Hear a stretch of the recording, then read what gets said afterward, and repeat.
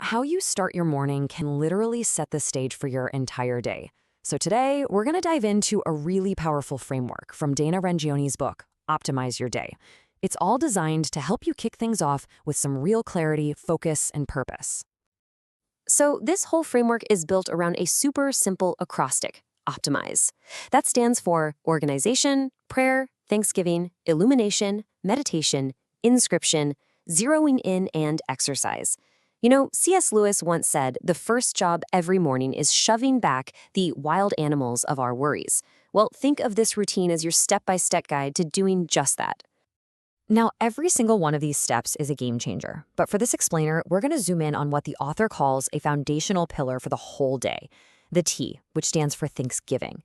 It's a practice that can just radically shift your entire mindset before you even get out of bed.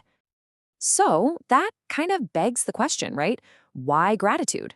And why put it so early in the routine?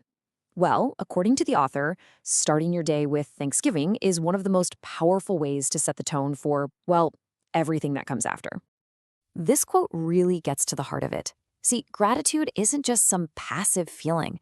It's an active, preemptive strategy. It's about equipping yourself.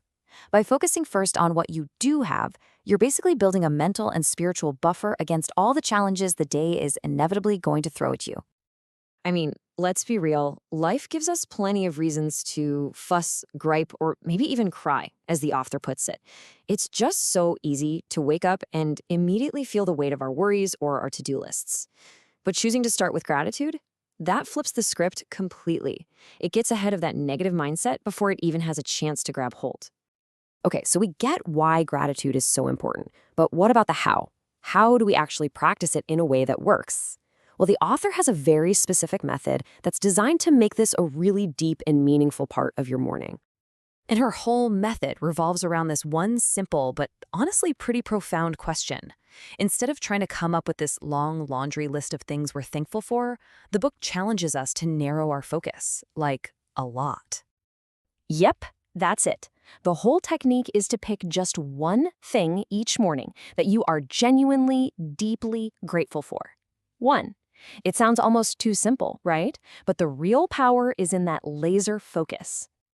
So, what's the deal with this one thing rule? Well, it's designed to stop us from just rattling off a generic list, the one, family, health, home, without really feeling anything. Focusing on just one thing forces you to go deeper. It makes you ask, why am I thankful for this specific person or this moment? How did it actually change my life? That kind of deep reflection is what makes the feeling of gratitude really stick with you all day long. And Rongione shares that this process often feels incredibly natural. She finds that a lot of times she'll just wake up with a specific blessing already on her mind, almost like the Lord has put it right there for her to focus on for that day. It totally transforms the practice from a chore into a genuine moment of connection. So, what's the result of this simple daily habit? What's the big payoff? Well, it's not just about having a few positive minutes in the morning.